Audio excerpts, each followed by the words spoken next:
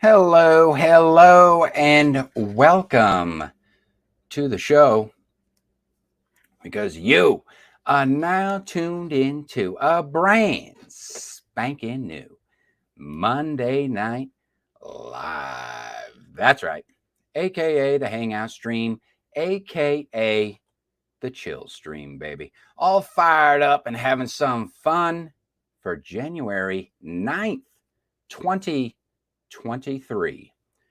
And brought to you by yours truly, the man broadcasting from behind the curtain. You know who I am.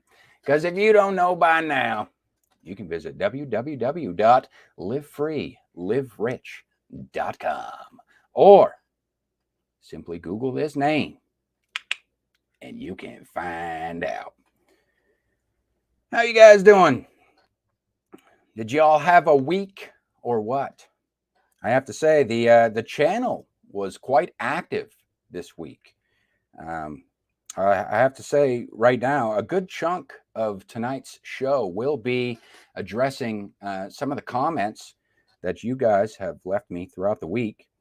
And of course, we will be discovering some books from the independent market. And we'll be closing out the show tonight with a little watch along. Yes, that's right. A little watch along and making some special announcements. And to help me do that, tonight, I'm proud to announce that I have some very special guests with me tonight. They are my first special guest co-hosts for the show. And they are the co-creators of Doorway to Nightmare. Hi, this is Winslow. This is Crimson. And if you like what we're doing, hit that like button. And if you want to hear more, subscribe.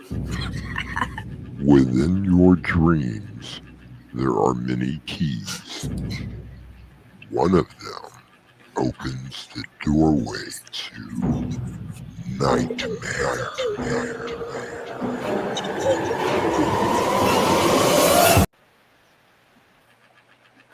Hi. No. I timed it. I did it. I was hoping to get the timing like down just right. So like just before the screen. Boom, here we are. How's it going, guys? Good. How's it going? Not too shabby. So here's what we're gonna do. All I want from you guys right now, just sit back, relax, kick your feet up, make yourselves comfortable. And we're gonna slide right into my first segment of the night, where I like to shine a spotlight on some books that are currently available or coming soon to an online store near you. Yes.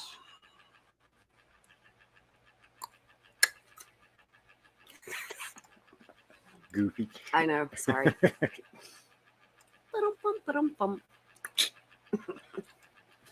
So first up tonight, we have, this comes from April Grace, and she just shares a link to her book, Steel Princess, A World of Magic, A World of Steel. Oh, we have someone in the comments here. Let's see who we have here stopping in. Oh, you guys know this fellow right here? Oh, it's Will. Hi. What's going on, dude? All right. Will has been one of our biggest supporters as well. Yes. So, is he you guys' day one? Is he a day one? No, he didn't join until it was a fourth. I think the fourth season. But when he came on board, but he's phenomenal. Awesome. Yes. He's good like you. All the cool people are here, he says. That put a song in my head. Of course it did. It always does. My little brain's always tick, tick, tick, tick, tick, tick, tick. Go! Sorry. I gotta shut up. You were supposed to be moderating my coffee use, so you got me the biggest cup in there. All right. I think we could still hear you guys on audio. So if you want to chime in or say anything, whatever. But there is the book cover. Now let's check out the blurb. It's a bit of a long one here. We have two worlds, one of magic, one of steel. She just wants to belong. Determined to fit in and connect with her human friends, Android Silver has always felt like an outsider within her human traveling community. In Elijah, humans are seen as outsiders, their steel queen claiming every last one of them as rebels. They've always been on the run. Like her mother, Silver just wants to help others. But when cruel Queen Magnolia's soldiers come looking for their missing princess, who was stolen by rebels when she was only 3 years old, Silver begins to unravel an endless string of secrets woven into the family she has always cared for. Could her parents have stolen her from the Elysian Palace when she was small? Worse, could she be the princess they're looking for? After journeying to their northern mountain sanctuary where her parents were born, Silver finds a new purpose. She must kill the cruel queen and take her throne before she destroys them all. Yes. He only longs to know who he really is. Tinker Eden has only ever known life in the palace lab. Taken from his home in the northern mountain sanctuary when he was only 3 years old. That's interesting. And brought to the palace. He spends his days working under close supervision of Master Lennox, building, rebuilding, and repairing the Elysian royals until his fingers bleed. He knows nothing of his parents or their lives and remembers barely a thing of his childhood, leaving far too many questions about his own life unanswered. So when Master Lennox's assistant reveals he's been working with a community outside of Elijah and sends him to the sanctuary where he was born to work on the missing princess, Eden seeks the opportunity to return home and learn more about where he came from. When Silver and Eden meet, their connection is clear, but things don't always go to plan. Kidnapped by pirates while searching for his parents at Elysian Harbor, Eden finds himself caught up in an adventure across the seas to Elijah's magical enemy kingdom of Paneria, who have plans to infiltrate the Steel Queendom. He discovers a world full of magic, new friends, and the family he's always wished he had. Both only want to make the world a fairer place for everyone. 396 pages of Good night. an adult sword and sorcery. Ooh. It's quite a long blurb, I have to say.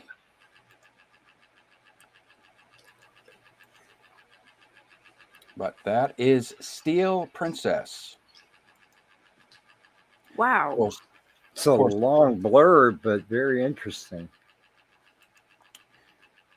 Sounds like you get lost in this enchanted craziness, which I think it sounds pretty cool. Uh-oh. And that was by who? I need supervision most days April as well. something. April Grace. April Grace. Grace. Okay. Will's chiming in. He says, I need supervision most days as well. It helps.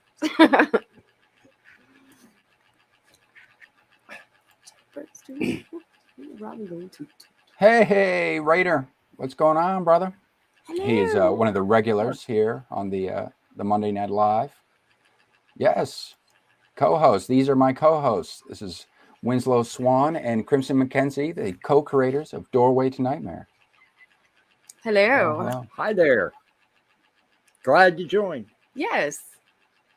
Make sure you hit Welcome. that like button. And Yeah. subscribe.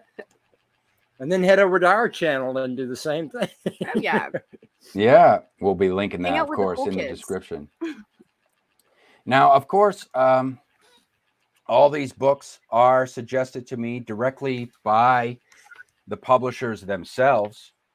And even though this show is targeted towards an adult audience, usually I do try to maintain a certain degree of class with each and every single broadcast, but every now and then a publisher comes along and suggests a book to me that clearly I can tell isn't necessarily going to be my cup of tea. But who am I? What kind of a guy would I be if I were to deny any of you who may be watching me the opportunity to discover something that might tickle your fancy? Woohoo. That So sounds without nice. further ado, I present to Yes, you Yes. What is it? What is Okay, it? I'm ready. I'm from excited. Trey Real, G-Spot, A Holiday Addiction. Ah. Don't look. Okay. Shh, don't listen. Don't listen to him. Yes. Let's see what this one's all about, if we dare.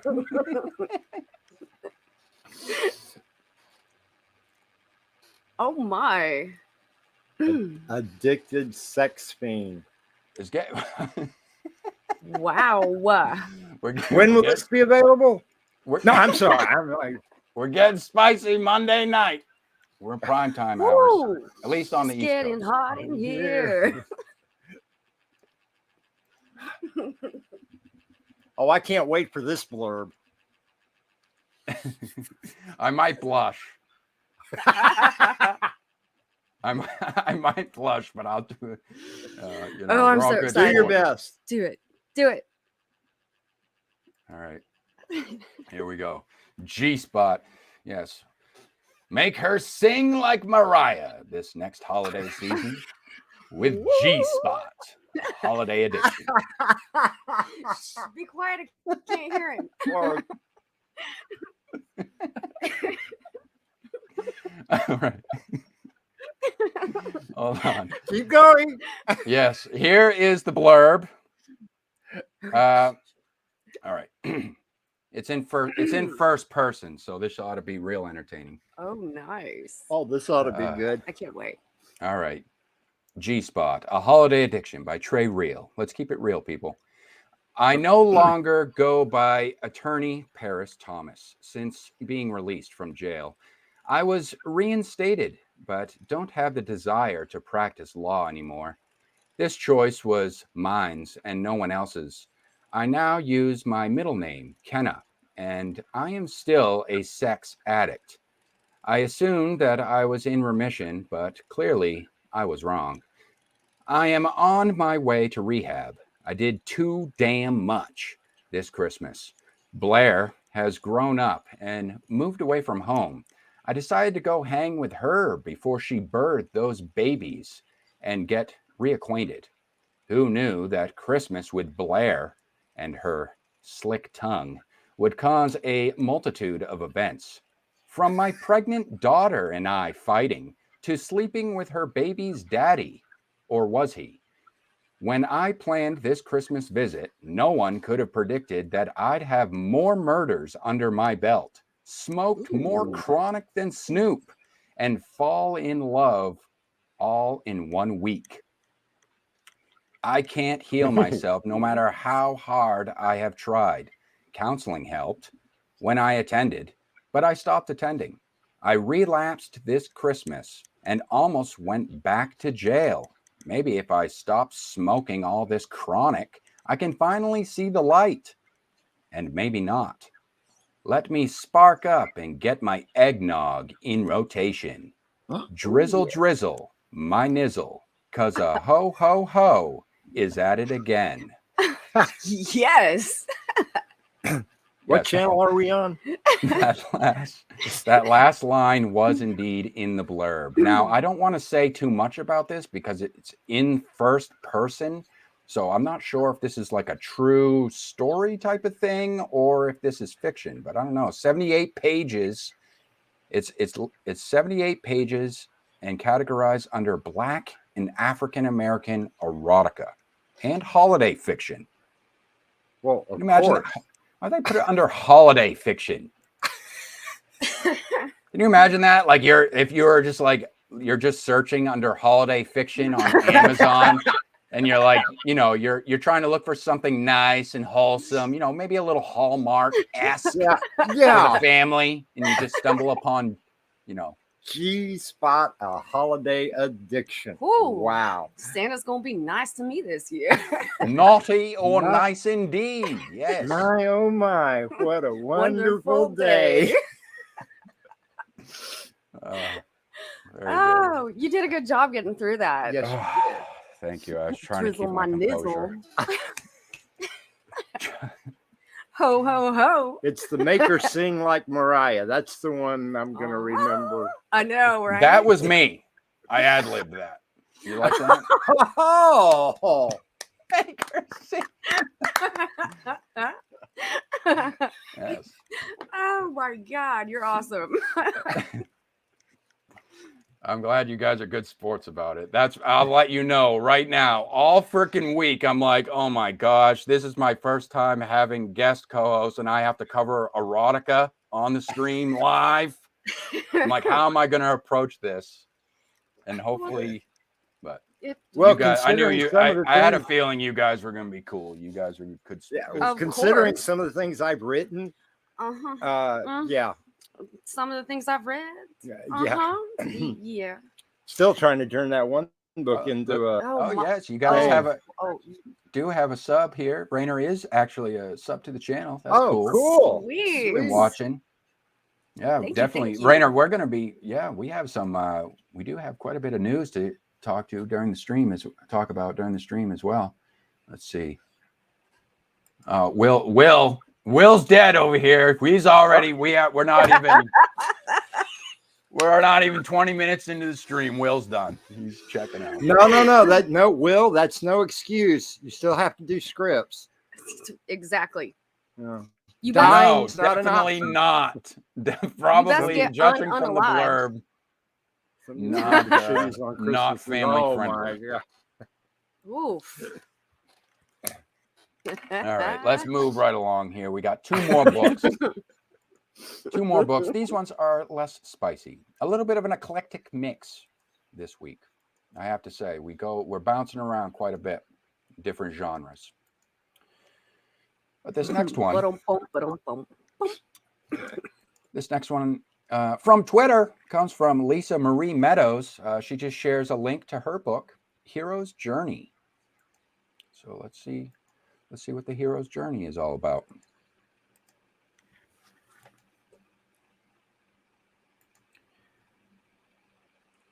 Where'd it go? I'm going to be bringing it up here in just a minute.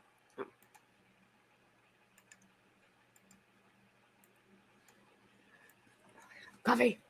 You going to make some? Mm-hmm. My cup is over there. I'll be right back. I'll be back. I'll be here. If you can get up. Oh, I got a cramp. Okay, thank you. All right, there's the cover, and here is the blurb. Oh, I want to hear it. Wait. Okay. Hero is a young professional soccer player about to win the World Soccer Championship until he suffers a career-altering physical injury during the game. This sudden career-altering injury causes Hero to have to face some dark parts of his past that he tried to suppress with the game of soccer. Throughout the book, Hero tries his hardest to keep his past a secret from the people around him. All those years of suppressing his dark past finally forces its way to the surface when Hero commits a criminal act and everything comes crumbling down. Will Hero change his ways? Will the people around him accept him after learning his true nature? Will he lose the game of soccer forever? Read now and find out. And that is Hero's Journey by Lisa Marie Meadows. 166 pages of sports romance, actually under romance, sports romance, contemporary romance. So I guess that might be a little bit of a spoiler there, as it does say, will the people around him accept him after learning his true nature? So that does, it says categorized under romance. So that does imply that there is a love interest of some sort in this book. Ooh. At least that's what I'm gathering here. Somebody's got a secret. Yeah. I like secrets. Sorry. I don't have any. My life is an open book. Liar. I'm assuming that was for the last book. This one seems a lot more tame by comparison. Yeah. Will Dorman chimes in. He says, Crimson Winslow know me, not likely to be fazed by anything that is said on here. Well, that's this true. Is 100% true. Good to know. Very, very true. He's one of the few actors we can actually talk to. Like, you know, now we're talking to you. Is that how that works? And yeah. Okay. And we can actually talk to him as well. You know, most in terms of, of like personal in contact? terms of contacts. Now we have next up. Let's see. We have next up. This actually, surprise, surprise. This comes from Facebook. There is life on Facebook yet. This comes from. Yeah. Are you guys on Facebook? No. Yeah. Well, I You am. are. I am, but all I do is promote the shows on it. So. I don't get on that thing. Yeah, I'm still on Facebook. I mean, I'm not going to delete it. I mean, it's there. I do still market on Facebook and stuff like that, but it's not a lot of engagement, I would say. But I did manage to get some people on board here, and this comes from Melvise Johnson. I've actually covered some books from her before. She is actually the publisher. She's not the author here. She is the publisher. She runs her own publishing house, and she has a website where she publishes other authors' works. So we have from Melvise Johnson, she just writes, "It's praying time. What you need to know about prayer intercession by Dr. Kimberly K. Clayton is a training, motivating, and encouraging guide on prayer intercession." And, I'll be reading the blurb from that directly from her website. Sounds interesting. It's a different topic. Yeah. It's definitely different than the second one. This is true. It was the second one. It right? was the second one. Yeah. Yeah. That's black and white compared to yeah. It's like sugar and spice and everything. Not nice. I gotta go get the coffee. Okay. Coffee time. Yes. Oh yeah. Coffee.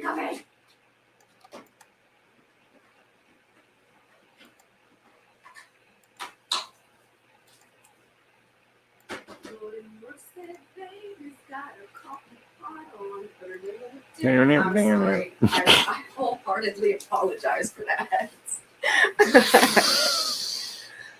Breathe. It's okay.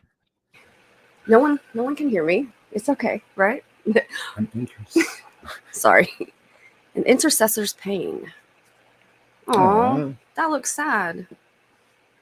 Yeah, it's hard to see on the picture, but those are actually diamonds. It's crying diamonds on the book cover there. Oh, yeah, so, it is. So let's see. This is An Intercessor's Pain by Dr. Kimberly K. Clayton.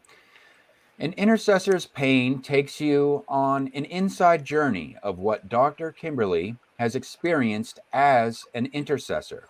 Oftentimes, people see what looks glamorous or really powerful to them, yet they have no idea what a godly intercessor experiences and faces on a daily basis.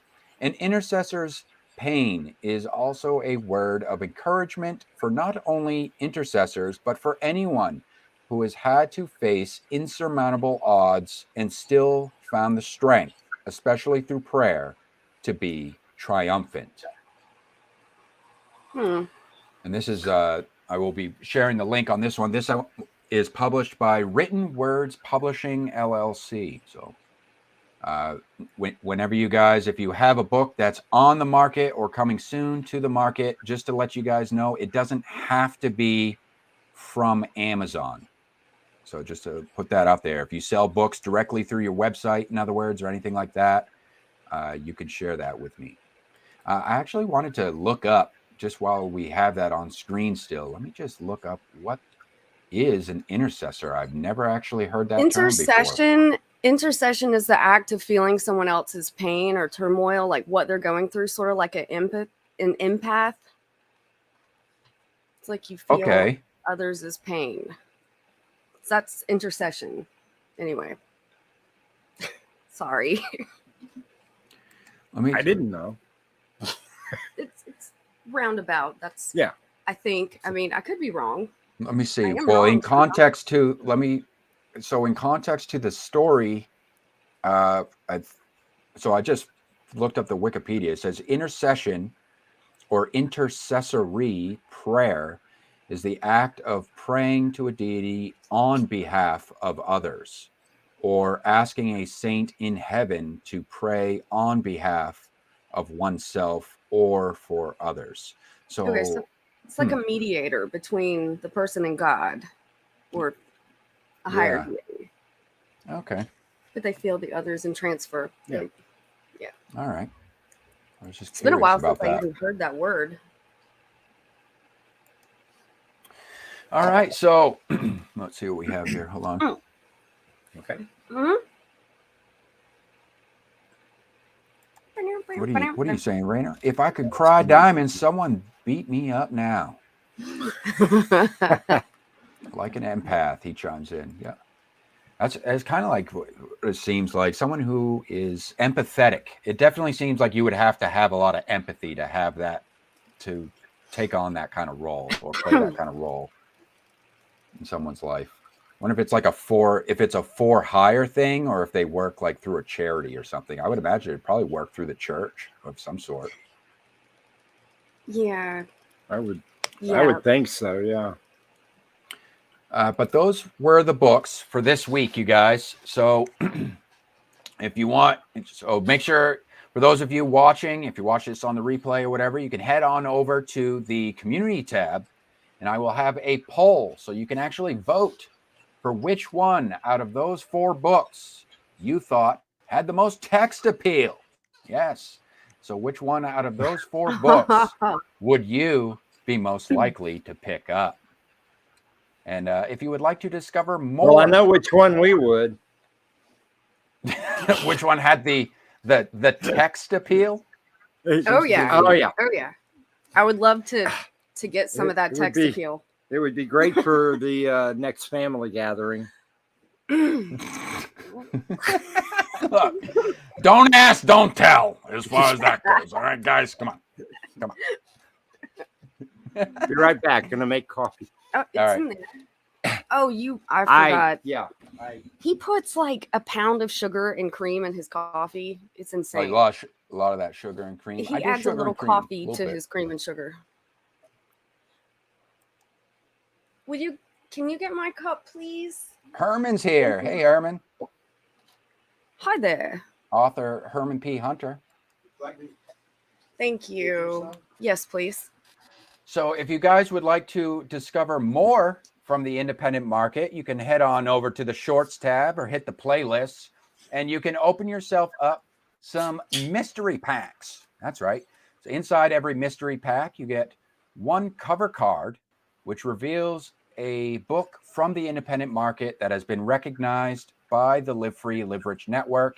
And it also, in the description section, includes a link to an editorial on that book that was written by yours truly. That sounds cool. I like that. Yeah, just try to like figure out like ways of how I can kind of utilize all the different methods of uploading content on YouTube. I thought that would be a fun little way, and to kind of try to promote not only my writing, but kind of like get people into reading as well. Because I know one thing that I noticed with shorts, I don't know, like it seems like there's this huge push for short form media, you know, where it's just lightning quick 15-second clips, and it's just, and it's having this effect on like people's attention spans. So like people's attention spans are getting shorter and shorter because you just get into this like mode of just scrolling through like short videos. Yes. So I thought like, well, what if I could do short vids, but it links to something that people can sit down and read. Whether or not people actually read it, that's another thing, but it's there. I think that's a clever way to do that, though. That's pretty cool. Thanks. Rainer and says hi to his boo daddy. Ooh. Coffee is good with cream. Rainer chimes in. I take. Oh no! I think that's breaking the law. Milk tea. We're in the South. We have a law here. You have to put sugar in the tea. Yeah. No milk. No, hold the milk. So, and by the way, this is a great thing that you do, because being an independent author myself, it's nice to have some sort of a forum where people are actually promoting you, because it is awfully hard.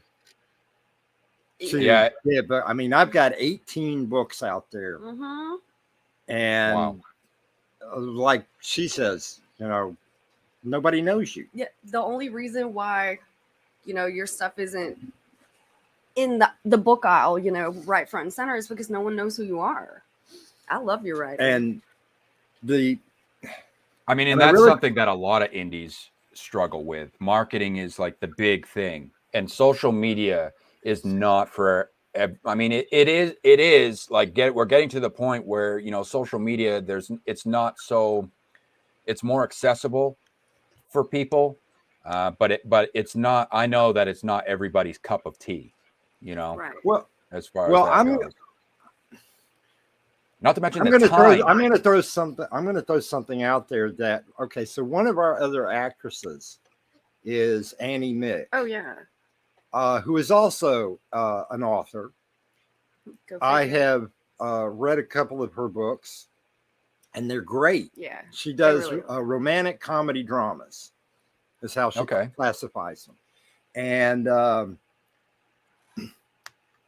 her and I have talked about this a couple of times, where it seems like the major publishers, you know, the ones that do the Stephen Kings and the J.K. Rowlings and, you know, people like that, they push these things out there, and they're trying, and it's almost like there is this bubble where they're pushing out the independents that are out there. It's more like they're scared of them. You know, back in the 90s when Blair Witch Project came out. It made $150 million at the box office. It only cost them $30,000 to make. Yeah, and we're actually going to be touching upon that too.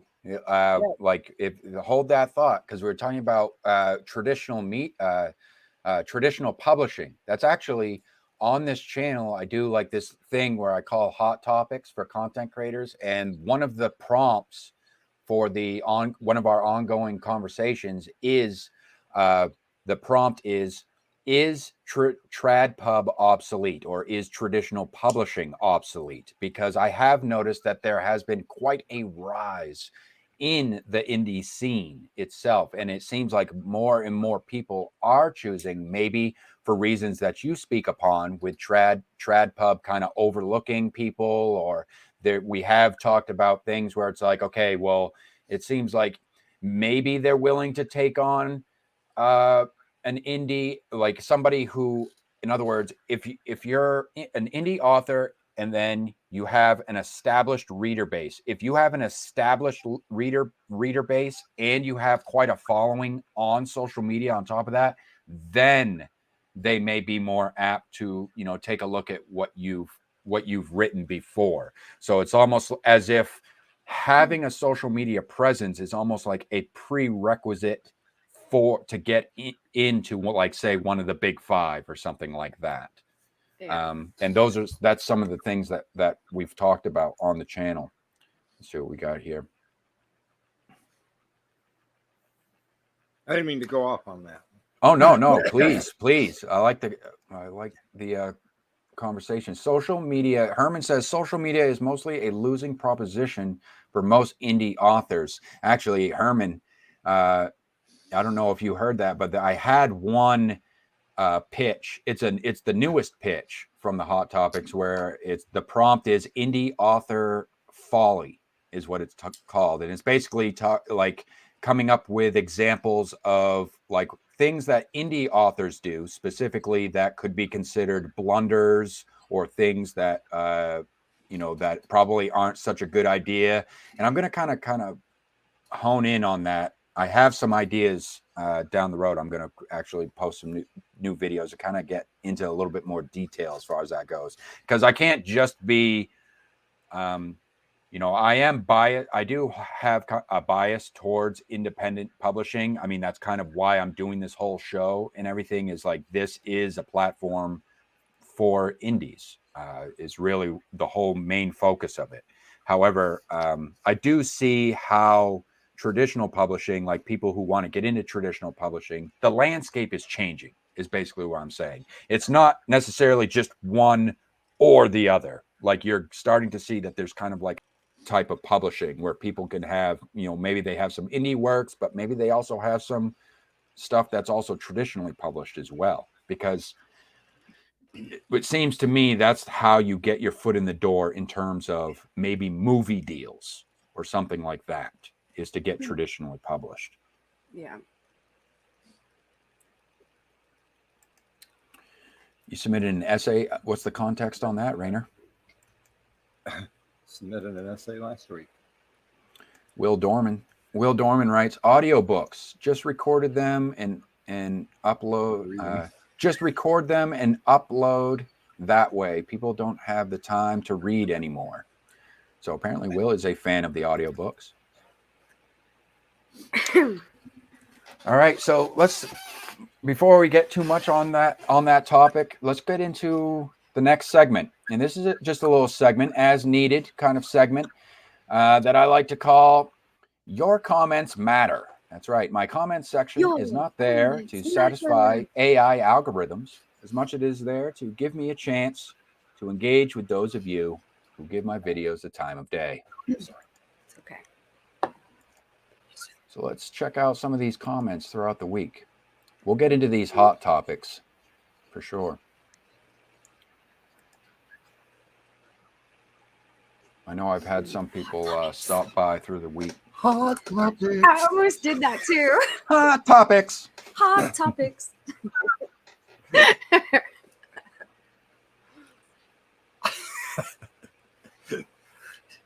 Extremely hot on both ends and ice cold in the middle. It's like people. Some people. Not everyone, but Not everyone. Just say it, Quit being unprofessional. God, I don't know what's wrong with you.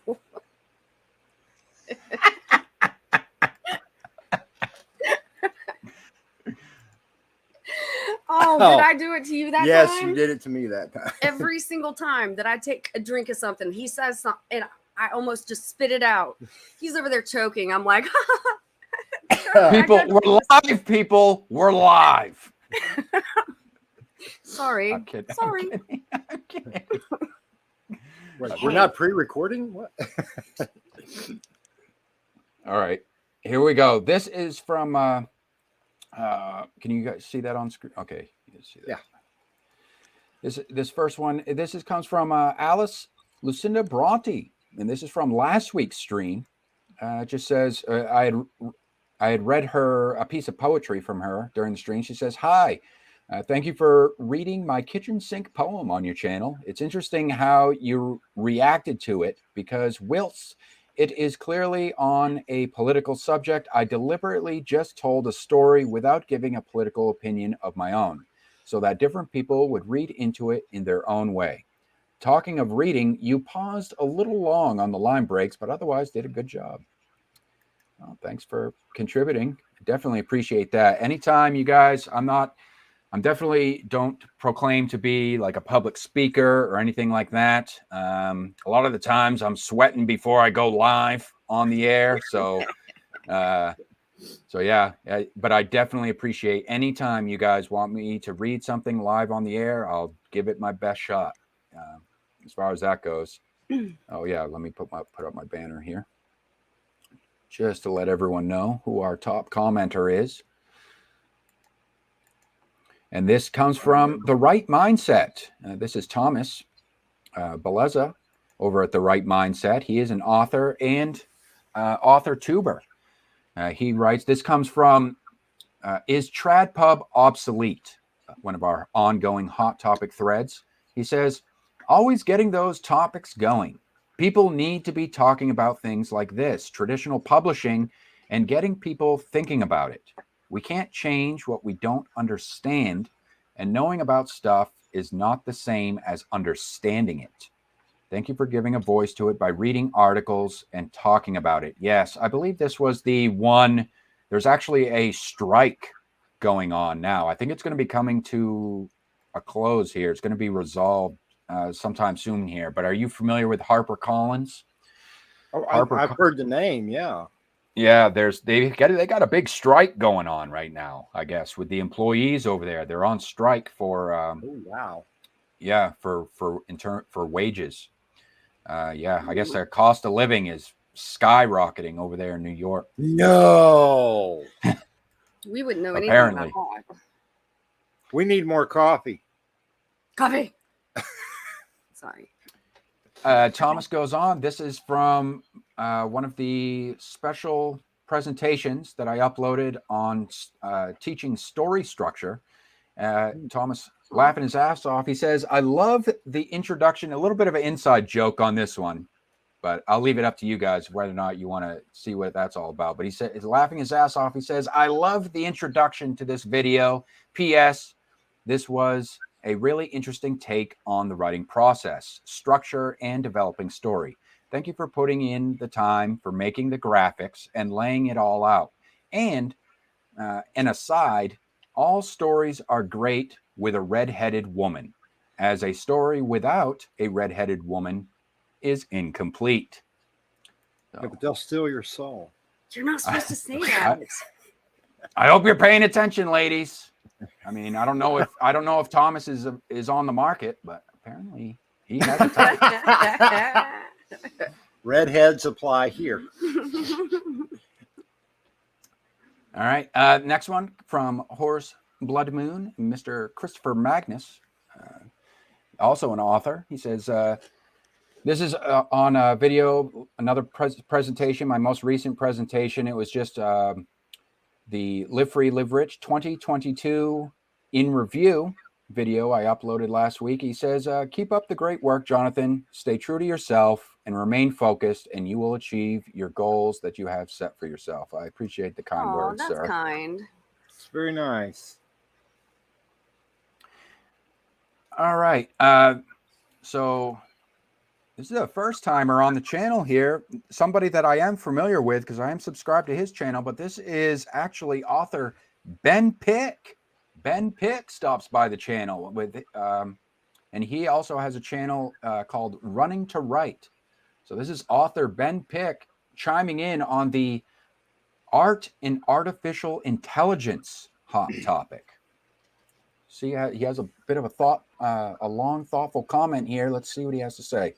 He says, AI art and AI generated anything is becoming an unstoppable wave. From a company perspective, it makes sense to get as much content out there as possible. Do have something to say about that, but Let's go on, see what else he has to say. On the other hand, it will lack individuality, and eventually nothing new will be created. That's going to the dark side of it. Worse, because AI can create such polished pieces by smoothing out what an artist has made with enhancements provided by millions of other artists. Art made by a person will be looked down upon. I think that's subjective. Me personally, I am not a. We'll come back to that comment in just a second, but I wanted to kind of pick you guys' brain on that one. I am not a proponent of this whole AI movement that's going on lately. I think that art. The question that I posed was, is artificial intelligence even capable of creating art? The word art specifically, because for me, art is very much a human thing. Yeah. Like, Absolutely. I've stated before that this generative AI thing and the image generators, they are impressive. They can create pretty looking images, but is that art though? That's the question. Well, I'll put it to you this way. And it's not so much off subject or anything like that. But I watched a documentary a couple of weeks ago about a forger, an art forger. And they found, I forgot how many things in like the National Museum and over in the some of the international museums that he had done. And they were almost perfect duplicates of the original artist. And people were saying, well, that's not really an artist. That's more of a painter. But if you don't have the skill to do it, I would still say he was an artist. I would say he's a copycat, and I don't like him. Well, yeah. But, going back to AI, basically it's just a computer, period. It lacks the soul. It lacks the integrity. It lacks Right. the inspiration that people get to create. Yeah. It's soulless. You can't take like a Monet or a Picasso or something like that and tell an AI, can you duplicate that? Because a lot of people look at the different styles of brush strokes and the paints that are used, or even in photography. If you'll look, this lady right here is a wonderful photographer. She's taken, I don't know how many pictures of me in different settings. A lot. Could an AI do something like that? That is a different angle that you bring that up with physical, what I would call, or analog media, if you will, like painting, actually using paint brushes on canvas. Obviously, that's something that, because the AI is limited to the digital realm. Right. So so I guess there is that little bit that's funny that, never really talked about it in that way, but the story with like the who do you remember who the guy was? No, I sure don't. Offhand, I cannot remember his name. But names elude me anyway. So forgeries, that term in and of itself, forgery.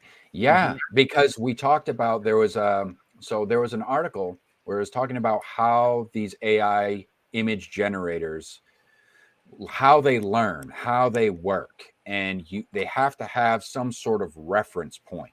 And one article where we were trying to get it into the angle of like, okay, well, is there going to be litigation here? Is there going to be possibility for copyright claim or anything like that? Because the way that these AI image generators work is they have to have some sort of reference point to learn from or be quote unquote inspired from.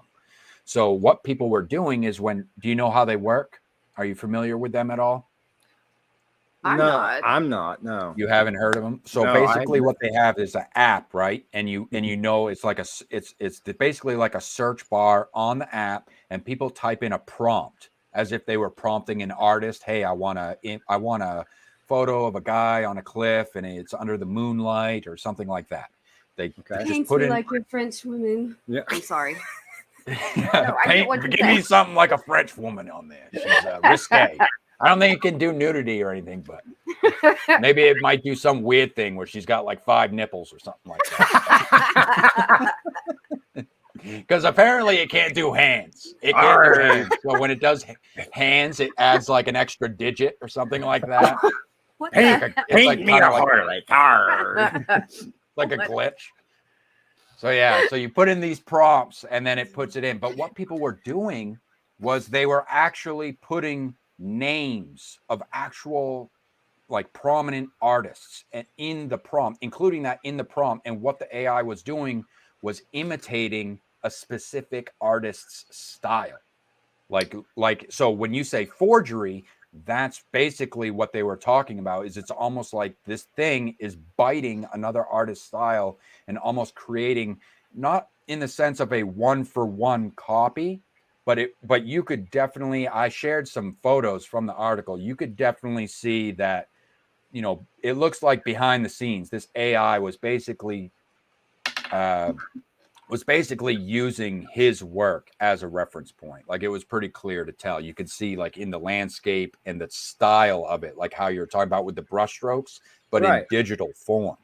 So almost an imitation. They were calling it, basically it's an imitation, imitating other artists. And what did you just say? I don't like copycats. No, I don't. I mean, there's people that are using it for fun, and they're just like, I don't, like me personally, I don't have any interest in using it, but I mean, there are people who are using it for fun or whatever, but where it gets hairy, I think, is when people think that they're going to start being able to use this in commercial products. Monetizing it. It's not going to be good. I think that, oh, this is going to be an equalizer. This is going to help indies because it's cheap. So you don't have to commission actual human artists to do work. It's like, okay, you think you're cutting corners, but really it's not going to be good for indies because the big boys are going to be able to do it better, because the big boys are going to have interns. They're going to have all their college interns and putting them in front of a computer and saying, okay, start messing around with this AI crap. And that's what they're going to do. So then you're going to have the big boys having like a fleet of like, you know, a whole brigade of like a bunch of interns working with this AI stuff. Whereas you're just the one independent person using the AI stuff. You know what I'm saying? Yeah. So Well, in terms of, go ahead. Yeah. what I was going to say is I think it takes a lot of the imagination out of it. Like if you take any of my books, Mm-hmm. you know, and you know, they're horror and mystery and whatever, and we come up with a cover for that book. Well, you have to imagine what it would be like if you're just typing in prompts. An AI does not have an imagination. It doesn't have that little spark. And unfortunately, I think that and this, I'm talking like in the last 20, 30 years, it seems like imagination is trying to be drummed out of people. In my personal opinion, I feel that it's cheap. Yeah. It's like copy and designer handbags. Yeah. It Yeah. feels cheap. And what Ben was talking about there in the comment. Let me bring that up again here. So what Ben was saying in the comment here, that's what I wanted to address. Let's see. From a company perspective, it makes sense to get as much content out there as possible. Now, here's the thing. I'm the type of person where I'm like, okay, content is king. And Crimson, you bring up the fact that, you know, it's cheap. And that's precisely what it is. It's cheap, fast, and easy. It can look pretty, sure, and it could do it in a short amount of time, but it is also removing that spark, that imagination. So it's like, why are we doing, like, it brings me all the way back to the first question I posed, which is artificial intelligence capable of creating art? like, what is art? Like, for me, when you're removing that spark, right, and you're just pumping out content, that's not the same as creating art. When I'm No. creating content, I don't call it creating art. I'm just creating content, right? But, you know, there may be substance involved, something like that, but that's not art. That's something in it and of itself. That's something separate. So with this AI stuff, it's strictly content being masked as art or being sold as art, but it's not art. It's something completely different that us as the human race, we've never experienced this before, allegedly. But, you know, we've never had this type of technology before. We've never experienced it. So we don't really know what it is that we're getting ourselves into as far as that goes. And I feel like accreditation is a big deal. So you need to know, I feel like whenever, even say people can start using this as for commercial purposes, there needs to be some sort of accreditation. Okay, this was made by an AI, not a human being, just like with real art, because I feel like there's that choice there. We're at kind of like a crossroads, a creative crossroads, if you will, because art, I feel, is a very human thing in the sense that it's an experience. It's an experience for both sides of the coin. For the artists themselves, it's cathartic when they are creating because it's a form of expression, human expression. And then it's also cathartic on the other side of the coin too, for the person who is appreciating that piece of art. You know, what does it mean to them? How do they resonate that? And then to have that thought in their head that another human being created that, it's like there's a connection there. You know what I mean? How can you feel connected? I feel like this AI thing, there is a bit of a disconnect there as far as that goes, you know, regardless of how aesthetically pleasing it looks. Yeah. Well, actually, on that note, I consider our show a type of art. Oh, for sure. For the ear, anyway. You know, I mean, visually on YouTube, yes, but mostly for the ear. Now, there are AI programs out there that will give voice to a character. You can manipulate it. You can, make it high, low, whatever, and you can manipulate it. I've never used it. I would rather it be. It still sounds like crap, though. Yes, it does. It's lacking that emotion, that feeling. Yeah. That's interesting that you bring that up. So for those of you who don't know, with the Doorway to Nightmare show is an audio drama, full production audio drama. So basically it's like, think you're listening to a play or you're listening to like kind of like a soap opera of sorts, but they do mystery thriller genre. And you guys use live voice actors. Right. Everybody on there is a live actual person. It's people. So have you thought you've thought about maybe trying to use voice like robots, if like you will? A voice generator? No. I would not allow that. No. I would say I don't. You're mental. Yeah. No, I'm done. Yeah. If I ever did that, this would be the end of Crimson and Swan. No, I'd shut her down, baby. Yeah. Hell no. Our whole point is to put something out there to spark the imagination again. Yeah. Because to draw you in and to take you out of your headspace of the craziness that's going on at the moment and just pull you in and allow you to experience a different a different world. Yeah. You know, I mean, and that's what books do. Yeah. But, and the radio play, the radio plays was actually my homage to the old ones of the 30s and the 40s and the 50s. I grew up in the 70s, and there was a show on there 7 nights a week out of New York called the CBS Radio Mystery Theater. They did 1,399 episodes over a 9-year period. So we only have 1,379, 1,329 to go.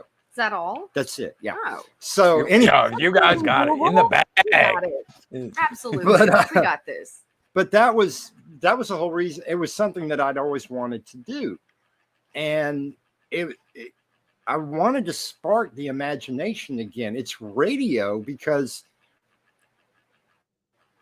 you have to use your mind.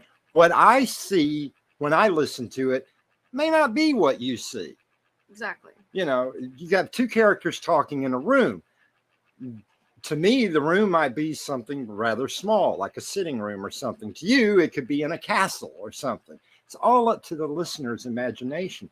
When you put AI into that, voice generated, or as you were saying, creating, pictures or anything, it does take out that human element. It takes the life out of it. It's not real. It's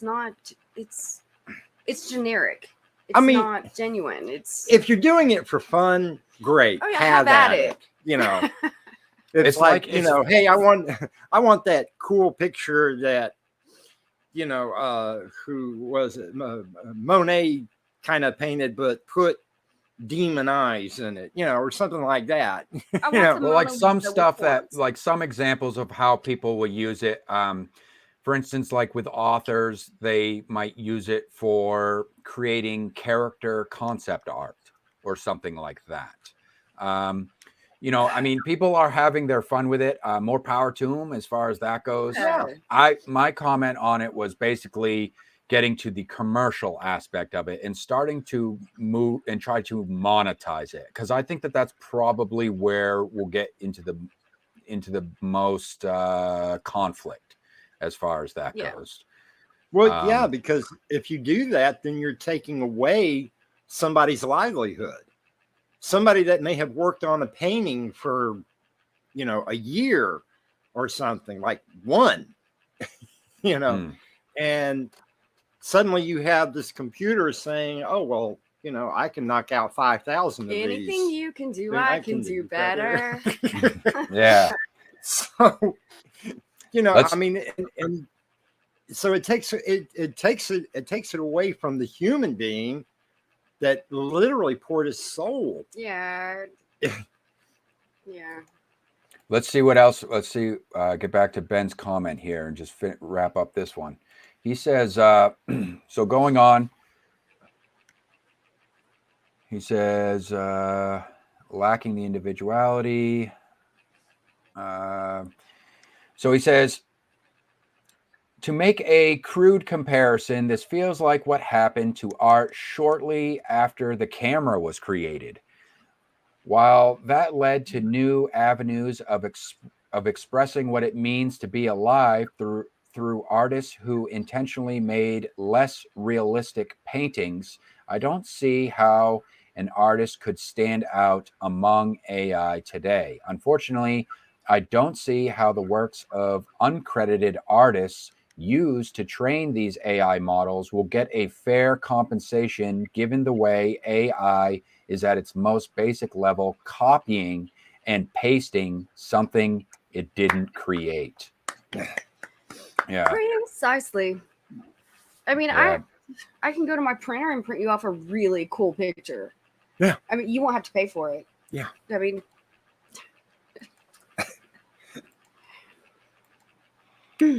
All right, we have a few more here. So back to the comments. ba-dum-bum. I appreciate you guys giving your intake on that one, or your take on that, I should say. Right. Well, absolutely. We always have an opinion. We just It's like I say, it's something that's like, well, it's an ongoing conversation. Like I say, it's like one of those things. It's like it's developing like right before our eyes. So I'm trying to kind of, continue to kind of stay on top of like what some of the latest developments are and what's going on in the zeitgeist, if you will. gotcha. So Rainer chimes in here also on the 2022 in review. He says, love the work and thank you for the support. Here's to another great year. Yes, for sure, brother. He was actually contributor to the Storyteller Society, which is a little project might talk about a little bit later there. So Rainer chimes in on the hot topic. He has one that Lord, one more he that we really could probably, chimed in.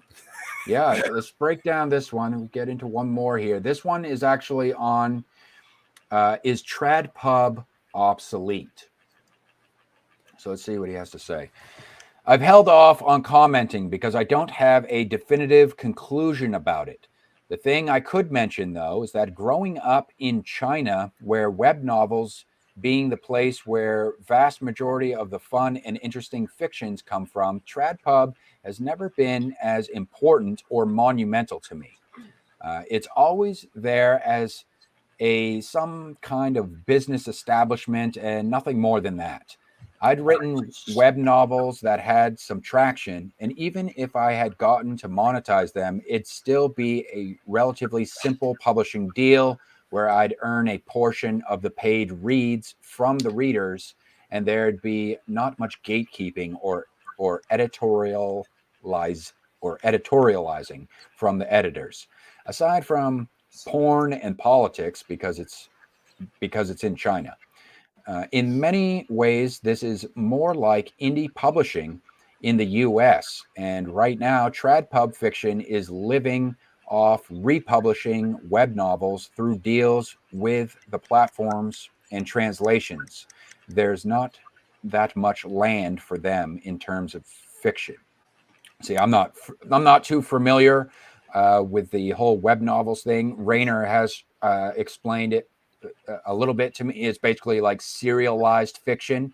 They're effectively just stories that just go on and on and on and on. And that's what people really like. That's what's really popular in China is people reading these serialized fiction stories where it's basically more character driven and it just, the stories don't end. Basically kind of similar to like soap operas, but just in written form. In fact, I think most influential fictions of my generation come from web novels, serialized on websites or forums, some of whom turned into movies and shows. Oh, that's cool. My favorite of which is The Ghost Blows Out. The Ghost Blows Out the Light series. It started out as a web series on a forum for free. I'd say right now, almost all fiction writers, especially fantasy writers, would start out as web novel / serial writers. It closes comment out with, it's only when I started writing in English that I noticed that the landscape is different. Many fiction writers are actively seek TradPub deals, and web serials are not that big. This got me thinking about the circumstances of the web novel scene back in China. Many writers avoid TradPub because it is heavily censored and is full of bureaucracy and old school politics. And since now the TradPub scene in the US is getting more and more overtly politicized and censored, I'd say it's probably going to go obsolete, just like it is in China. Thank you for that, Rainer.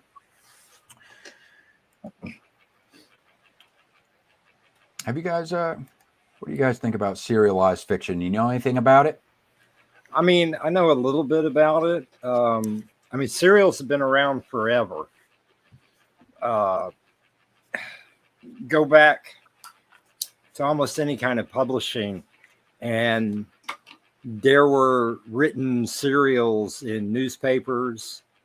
There were small books that were published. Even Stephen King, The Green Mile, was a serialized story.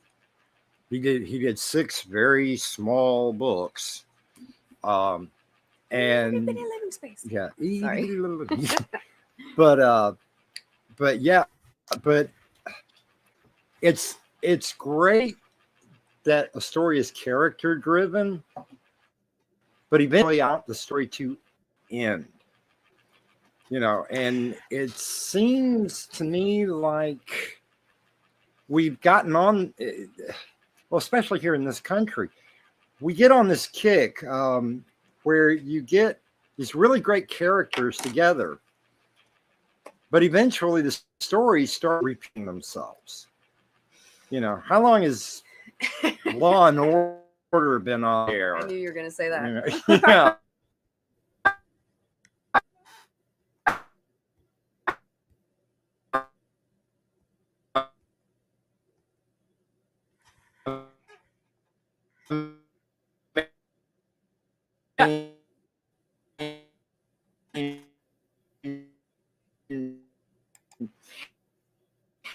You know how Uh-oh. we went away. You guys are back now. Right Yeah, there. it was breaking up a little bit. Oh, okay. Will Okay. Dorman was chiming went in. bye-bye Will too. Dorman says AI art generation is going to have a lawsuit like that free music sharing service way back when. Yes, the Napster. Yeah, It's yeah, different, Napster. but I remember it very well. yeah, I mean, it's like a whole other beast, and it's very tricky. And they're basically what it is. It's like the AI generators is like, it's kind of like it's loopholing. It's loopholing the whole copyright system. So it's like it's kind of this is whole new territory in terms of legality. But back to traditional publishing, the thing with serials, it's interesting because websites. It's not prostitution, right? Oh yeah. Sorry. Oh, Sorry. well, Inside joke. No problem. So with the trad pub, the rise of the indie scene and making it more accessible to the individual, tools and resources are more accessible to the individual, so people can, no matter how they want to publish their work, they can get it out there. In other words, there's platforms. If you want to do serialized fiction, there's platforms for that. If you want to publish novels, there's a platform for that. You know, there's all these different ways in terms of when it comes to marketing, when it comes to distribution, and it really just gives you the freedom as the artist and the writer to just sit down. If you want to start a project, you can start a project, see it through to the end, and put it out there. The marketing aspect after the fact, that's a whole nother ball. That's the difficult thing. Yeah, it's the marketing, because I suck at marketing. I think that's probably where traditional publishing still has the edge, and why they're still getting a lot of attention. Because like I said, mentioned before, is that with TradPub, the reason why I think a lot of people do like TradPub is twofold. Maybe one, people don't have the time to be putting, because being an indie artist is basically a full-time job. You're always on the clock. Oh, yeah. Like if you have an opportunity to say something about your work or something like that, you got to take that opportunity. You're running your social media. You may have your own website that you got to keep updated and stuff like that. So you keep people interested and engaged with what you have going on. So it is kind of like a full-time job in it and of itself that doesn't always pay, in dividends as far as that goes, at least not in the short term. This is absolutely 100% correct. So I think that's the edge that TradPub has. They still get that. They still attract that attention from aspiring authors who aren't published, and they're like, okay, I can get a big paycheck up front if I sign a deal with TradPub. But now here's the thing about the traditional. The traditional publishing. If they have an author that they've signed, that author puts a book on the publishing company puts a book, it's on Amazon. That author will suddenly have, first day that it's on Amazon, 500 reviews. I don't understand that. In one day. It's true. What traditional publishing do is they pay people to basically copy and paste these reviews. They go on, people look and go, wow, that got 5 stars. It's not fair. Let's get it. It really isn't fair. It's not fair. I mean, I have personally, I've told people, they said, oh, I got your book and I loved it. And I said, well, please do a review. Yeah. And I've even, you've even said, even on our channel, leave us a comment. Yeah. Even if it's bad. Because it's the only way we're going to be able to grow. Yeah. It's definitely an all hands on deck effort when it comes to the indie scene. Like for me, the indie scene is very much more of a, so you're comparing, so it's different. There's different. So the trad pub, they're corporate. It's very much runs like a machine. They have all these different departments and all these different roles like set up ahead of time. So, and they have a system.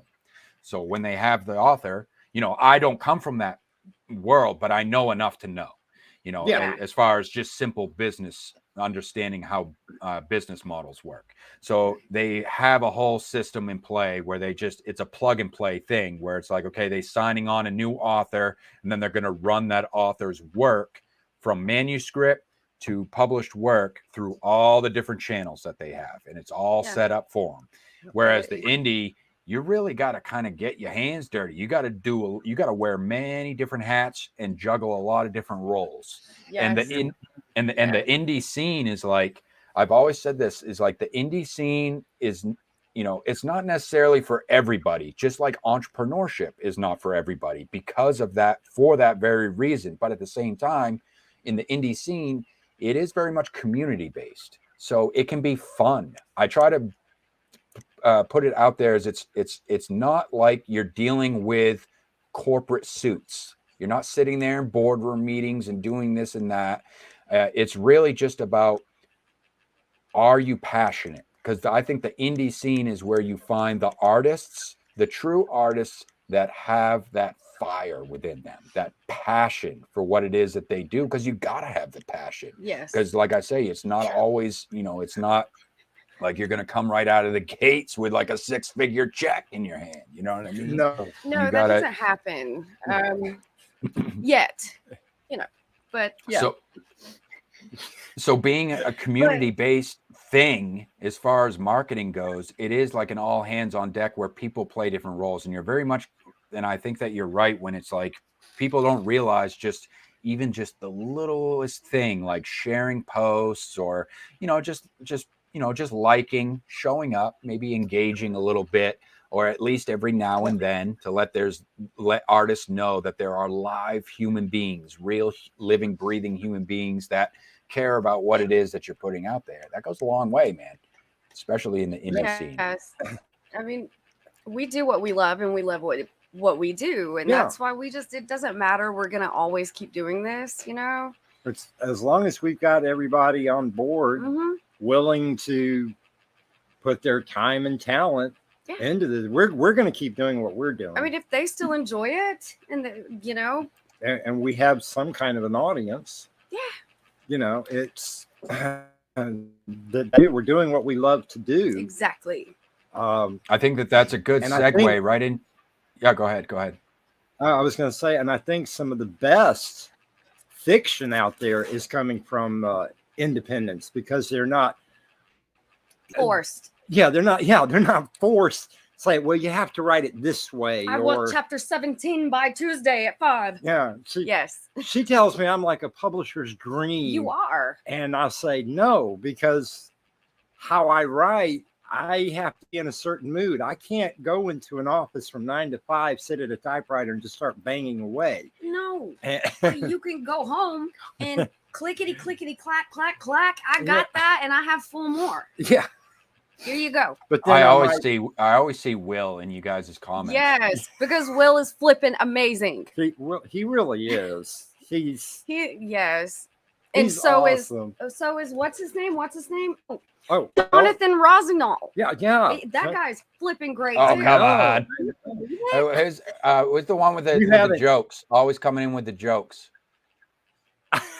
The Enchanter. Tim the Enchanter. Tim. Oh, bless Tim his the heart. Enchanter. I absolutely love it. No episode is complete without a joke from Tim the Enchanter. Exactly. He definitely adds some character to each program. Well, it's amazing. I love the last one. I was going to say, what was the last one? He said, "Do not break someone's heart. They only have one. Break their bones. They have 206. I was like, oh, still my beating heart. I flipping love it. It's great. He's great. And he's actually been following us since for the quite first a while. season, really. Yeah. That's great. When you have that kind of support, I mean, it feels good. It feels good. Yeah. I haven't been doing this for very long myself, and I've had people that show up regularly, and you just, you know, it's one of those things like I don't, you know, it's not like I take this for granted. Like I'm used to like getting very little engagement. It can be difficult to get engagement. It can almost feel like you're pulling teeth or screaming into the void at times, you know. Yeah. But when you have those few individuals, what I always say is it's not about the numbers. No. I don't focus on the numbers. I want real engagement. In other words, like Yes. I couldn't care less about, you know, having the numbers itself. It's like how many people are showing up and showing me they care. That's the biggest thing. Like not just, you know, it's not just looking down the screen saying, oh, how many people are tuning in, or numbers wise, like how many people are leaving comments, how many people are speaking their mind. Because I feel like the more people that actually like show up and speak their mind, leave comments, or want to continue to show up time and time again, I feel like I'm doing something right at that point. It validates your efforts. Oh, for sure. And it makes it, and you know, aside from feeling good, it just, you know, it definitely says that you're on to something as far as whatever it is that you're doing. Yeah. So I think that's a good segue. We're going to go into now. I'm going to save the rest of the comments for next week, you guys. I want to keep this thing moving along here, and we're going to get into some announcements. We have some special announcements to make. First and foremost, I do have an announcement that I would like to make on behalf of someone who got in contact with me on Twitter.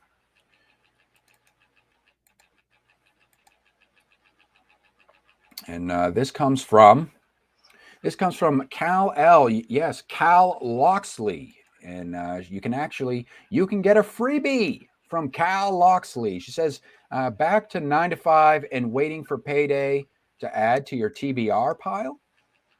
That's why I'm doing a giveaway. Yeah. If you want to add to your to be read pile, she's doing a giveaway. You can get an ebook copy of Upon a Murder, absolutely free, from Amazon for the next 4 days. So I'll make sure to get that link in the description for you guys. You can pick yourself up a free copy of her book, Upon a Murder. You check that out for yourself. Oh, wait, today's January 9th. Wait, today's January 9th, though. Yeah, this would be the last day. Oh, you guys better hurry. You better move quick. I know. I already snapped. Move quick. I snatched my copy. All right, let's go move right along here. Free. Like those old time infomercials, the guy with the question marks all over his suit, or the exclamation points. For free. For free. All right.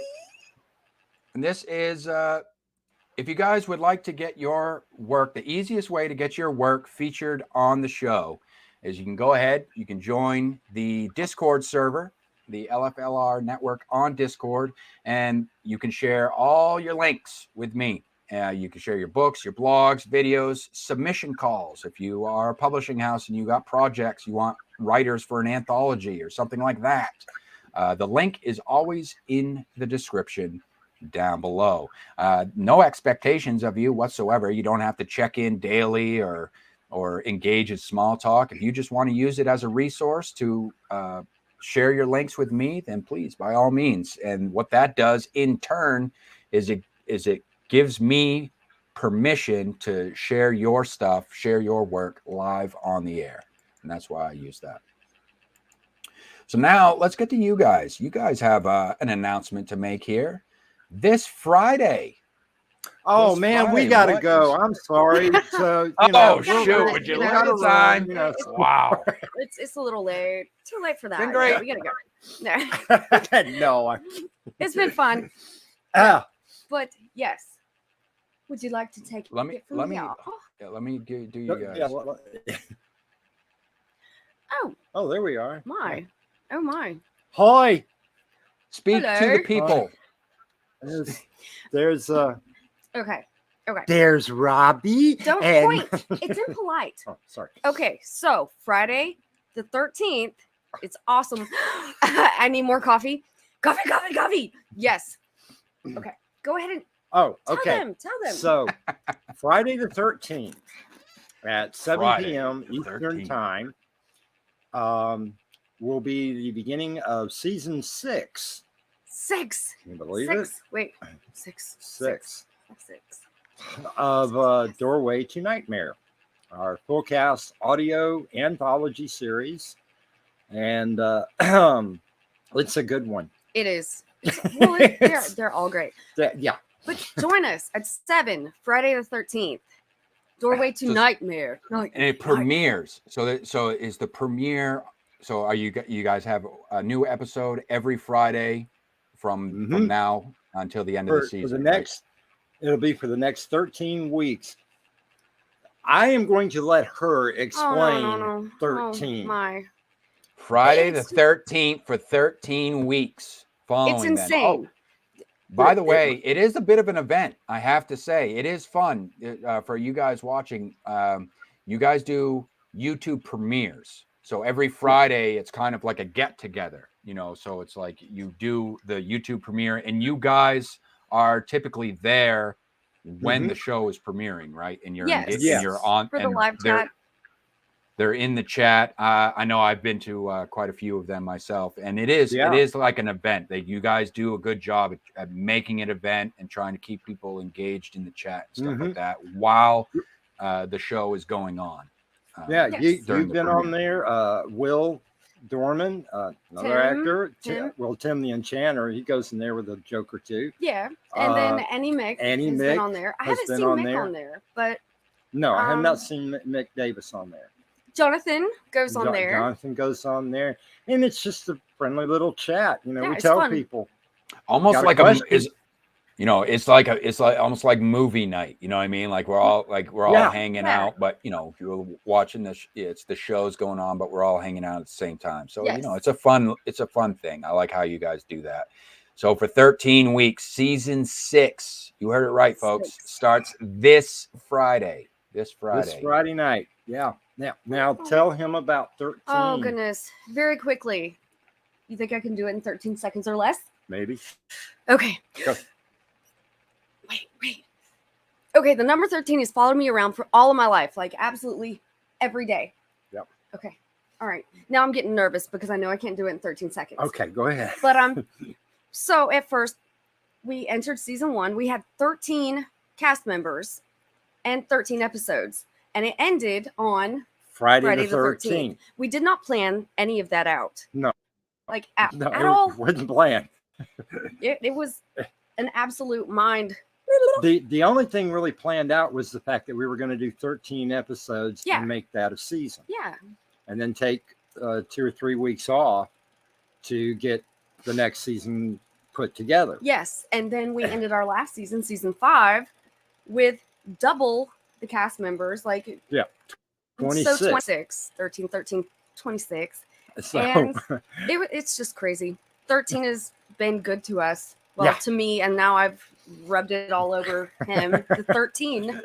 What is that? When things when there's like serendipity? Something, well, yeah, I was thinking serendipity, but it was something. There's another word. There's another word for it, another S word.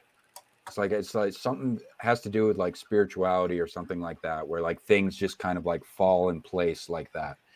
But yeah, that is quite interesting. I've had weird things like that happen to me too, ever since I started like live streaming. That's crazy, isn't it? Like things just things completely unplanned, and just so happen to like fall into place, like in just a certain way. So that is big news. You guys continuing on with the project, and I like to see that, and I am definitely looking forward to seeing what is in store for season 6. I cannot wait to hear the ones that you are in as well. I'm super excited. Yeah, you gave me a little range. Hey, Winslow gave me a little range this season, so I'm not I'm not just playing the gangster mob boss. I am. You do that very well, though. I do like playing a bad guy. I have to say it is a guilty pleasure. The thing about radio, and this is what was my pitch when I was telling her about doing this in the beginning, is that with radio, it's so much easier. Yeah, we're doing a play, but we don't have to worry about sets, costumes. With radio, you can do anything. If I'd written, well, okay, we're on this distant planet in another galaxy, then you're on a distant planet. We didn't have to do a CGI thing or anything like that, you know. Yeah, I'm in the recording room with my unicorn PJs on. Yeah, that is a luxury, I have to say. Samesies as far as that goes. When I'm doing my recordings, I got coffee over there, just yes, coffee, exactly stuff. And the thing about radio, though, it is also very much typecasting. And now in Hollywood, that's kind of a bad word, or on television, it's a bad word. But in radio, sort of a dirty word when you say it like that. Yeah, I mean, it sounds like it's dirty, but it's really not, because you have to cast the voice to the character. Yeah. And while, it's the same thing as audiobooks. It's the same thing as audiobooks. If it doesn't match, it's going to throw off the experience. If the voice, in other words, if the voice is off, it might throw off the experience. Now, not to say that you guys are doing this as a just for recreation.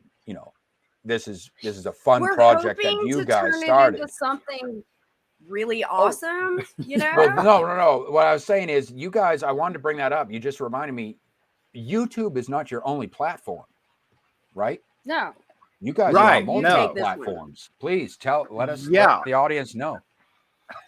Yeah. Well, the way I had intended the show to be in the beginning was just an audio production where you had to imagine the scenes. But I wanted pictures. But she wanted pictures, so we put them up as pictures and videos on YouTube. And she has a lot to say about that, because I can only find so much, and then my brain just kind of goes.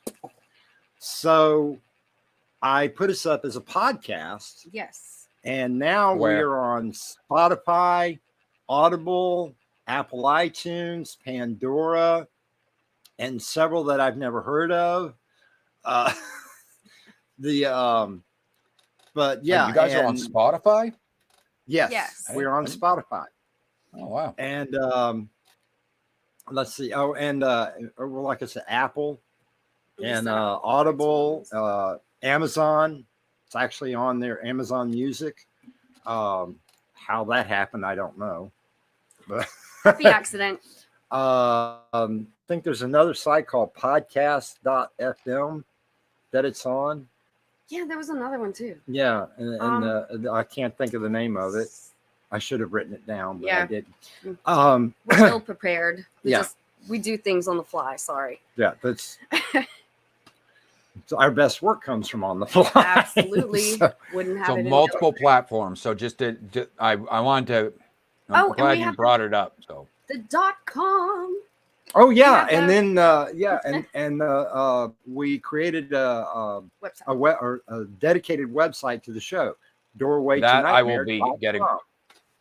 Yeah, that I'll definitely be getting from you and linking in the description as well. So I'll put make sure to put your YouTube and your website for sure. But if it's the website, you've set it up so it's basically a one-stop shop. So if anyone wants to find you on any of the other platforms, they can just go to the website. Right. Yeah. I mean, you can actually just go to the website and hear the podcast or see the YouTube videos. Great. From the website. So it's a lot easier to say, well, we'll just go to Doorway to Nightmare. It's just all one great big word. Doorway to Nightmare.com. Yes. And that's really the easiest way to find us. Good. All right. YouTube. Yeah. Yeah. Well, besides YouTube. Yeah. All right. Okay. So, all right. So let's see. We got those announced. We're done with the announcements. Speaking of Doorway to Nightmare, we're going to do a watch along for this episode. We're going to close it out. Got one more announcement to make here before we do that. Can I say one more thing? Jump in. Okay. We are looking for female cast members. Oh, yes. You did mention that last Friday.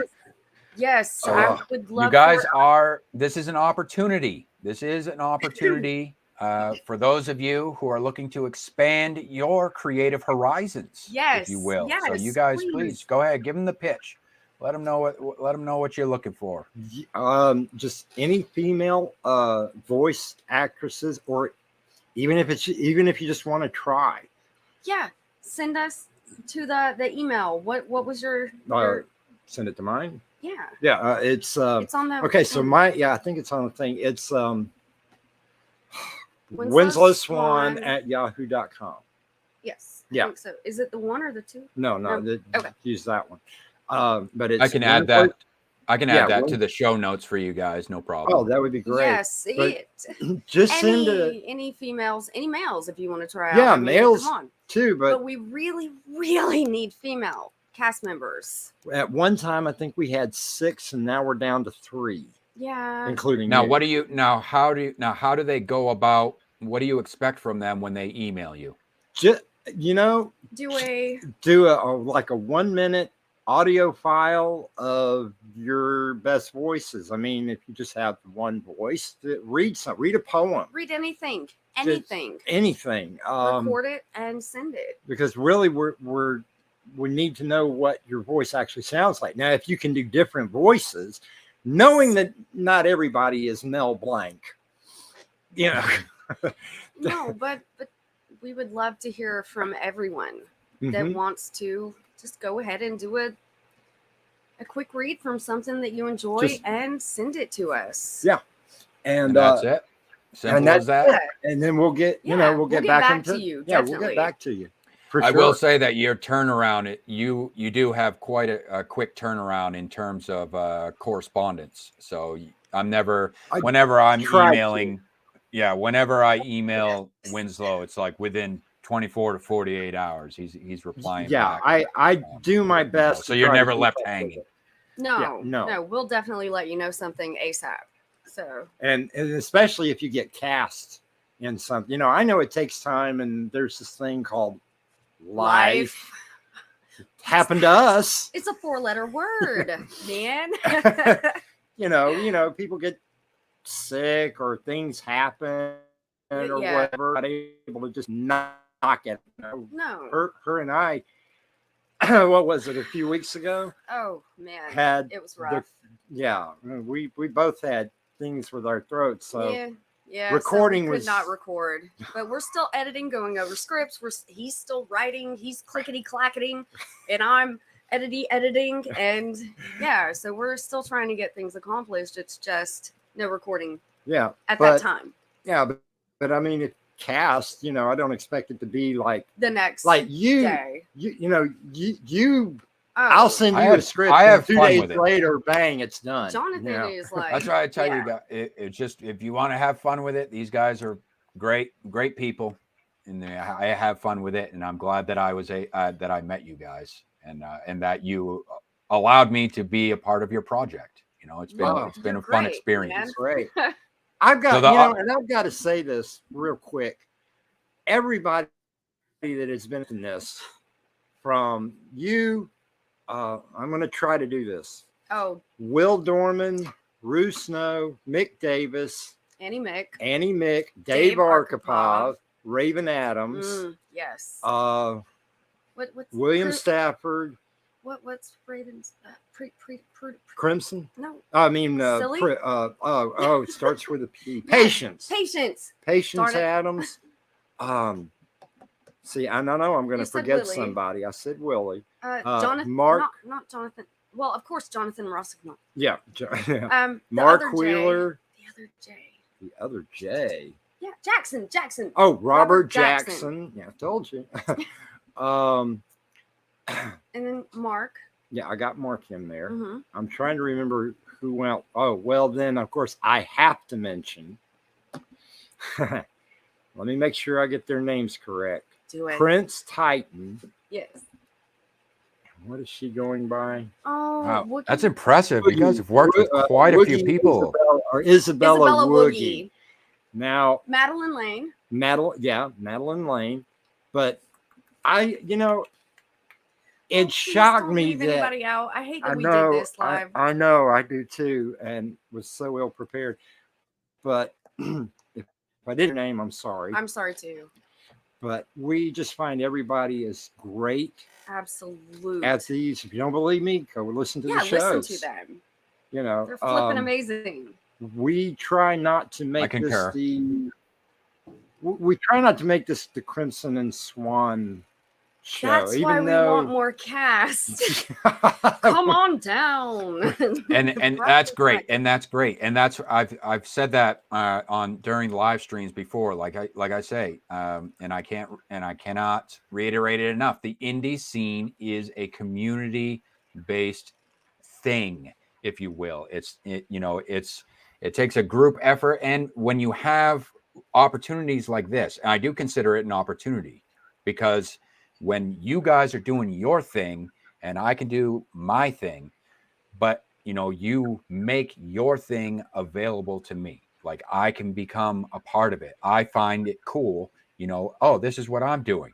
You think it's cool? All right, great. And here's an opportunity. And you guys are making that available to people is basically what the message that you're getting across here. You're saying, hey, guys, creative types, we're here. Hi, you want to work with us? The door is open, if you will. Yeah. Yes, and I promise it's not a nightmare to work with these folks. No. We try not to make it that way anyway. Called doorway to the door is open, but it's not a nightmare as far as Once that you step through the door, it's no.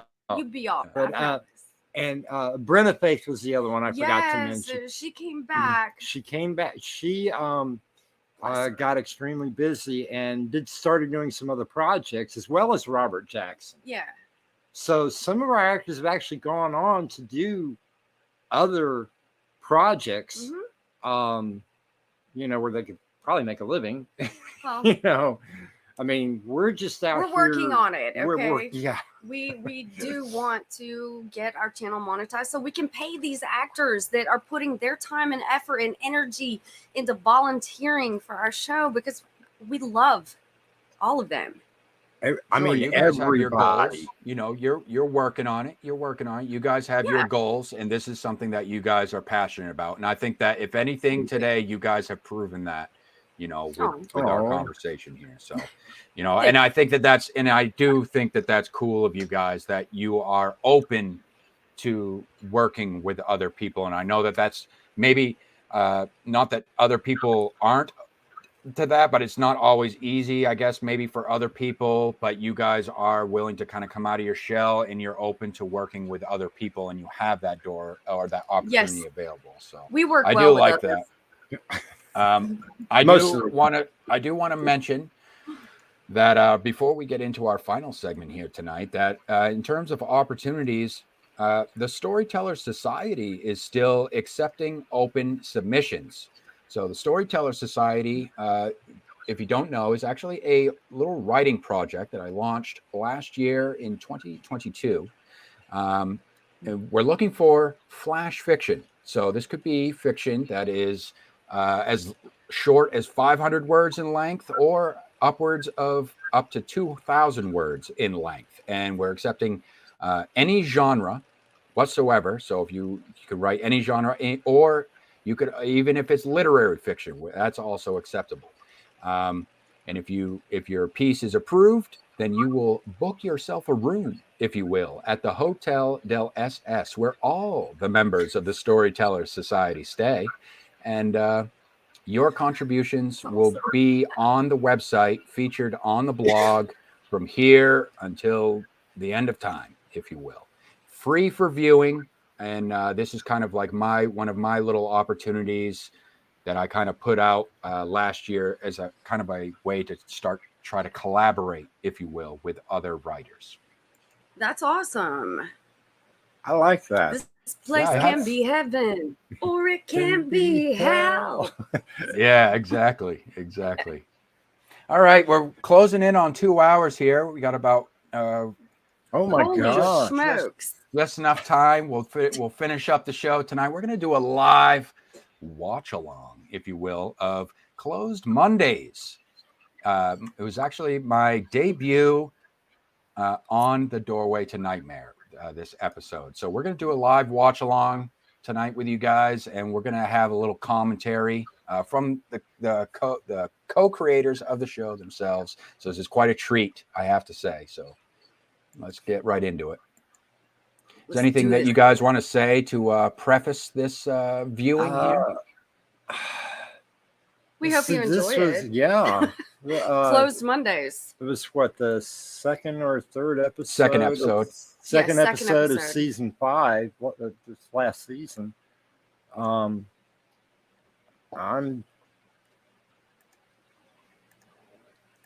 do like the characterizations that everybody did, and yours especially. I love it how you're titled. I do play the bad boss. guy. Yeah. At the end of it, you're titled the boss. I was like, oh my god, that's so fitting. Jonathan is titled the boss.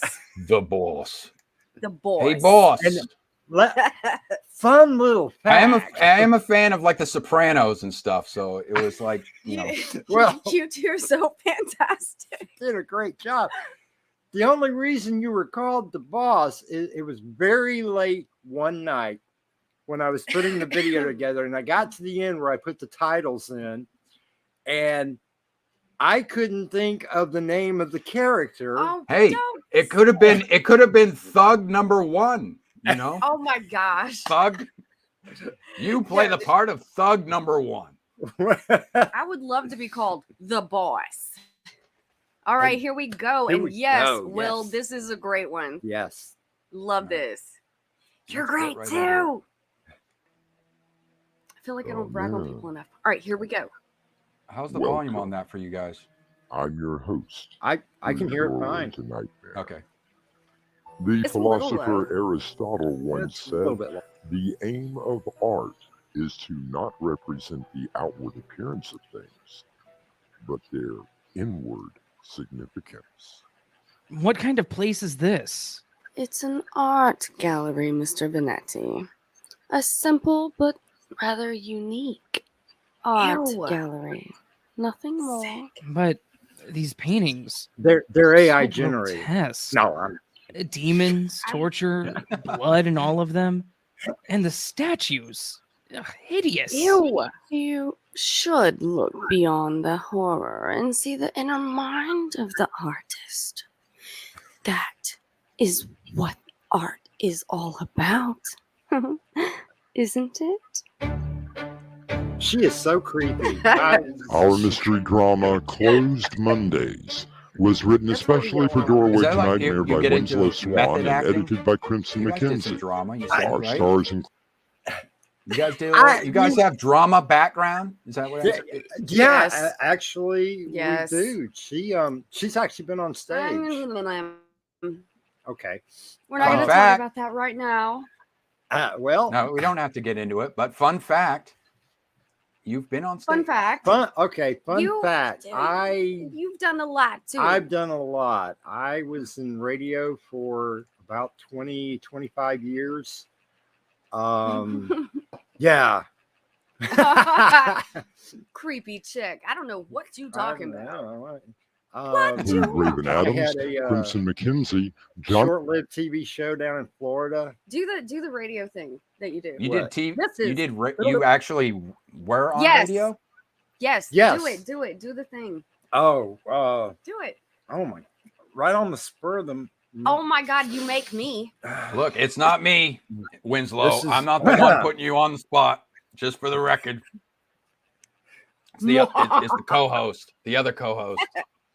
I'll just do it. Do the. This is WLEJ, 1560 AM on your dial, and we're getting into a little music now with Hotel California by the Eagles. Jonathan Rossignol and William Stafford. It is brought to you in part by Swan Press. I'll be back shortly. I don't know if I did it right. The air in here, and I've had a sore throat for like a month. I know. Okay. Did we miss anything? No, not yet. Okay. This is the commercial. Okay. Have you ever visited an art gallery? The paintings and sculptures of past masters and up-and-coming artists can be quite exhilarating.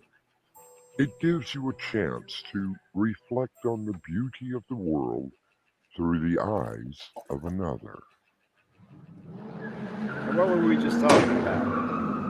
Yes, that The requires paintings. I like the transition into gunfire. I think he ducked down the alley, boss. Well, don't just stand there. Find him. He couldn't have gotten far. I think I got him in the shoulder. Then we need to make sure, don't we? Come on, go find him and make damn sure he is dead. you. The signature stinger. It won't get me. I'm smarter. It won't get me here. In here. Now this is Stay in Raven here. Adams playing this I It part. love won't him. find me in here. I can wait them out. It won't get me. Excuse me. Yeah? Who are you? We are closed on Mondays. Might want to lock the door, ma'am. If you wish to come back tomorrow, Shut up. Now who are you? sir, I can assure you that there is no need for a gun. All of our transactions are done by computer only. There is no money on the premises. I don't care about your money. Oh my, sir. It appears that you have had an accident. I guess you could call it that. I know I saw him come this way. Then find him. It appears that you are in need of some assistance, sir. Yeah. Is it that obvious? May I suggest that you step away from the door? Good idea. And lock it. Sometimes I forget to do just that. So, what's your Sometimes she forgets. Dahlia. At least she's Miss self-aware. Dahlia Salvador. name? Nice name. It suits you. In what way? Well, it's beautiful. Just like you. So, what is this place? What does it look like? Some kind of artsy museum? An art gallery, yes. Never did like these places. They always give Men, me the huh? creeps. These guys are so unrefined. Really? Why would a place that displays the beauty of the world give you the, creeps? I don't know. I always felt that the people in the pictures were looking right at me. You know, like they were alive or something. Like dolls. You should give it a chance, Augie. Now you got me Wait, freaked out. hey, how did you know my name? Oh. I know everything about you, August Vitelli. Like what? So You have mysterious. been very naughty, haven't you?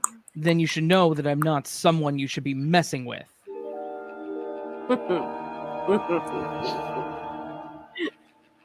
The great artist Picasso once commented, "The purpose of art is washing the dust off of our souls."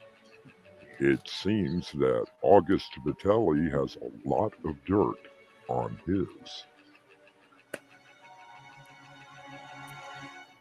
I'll be back shortly with Act 2. I Quick like fun these- fact.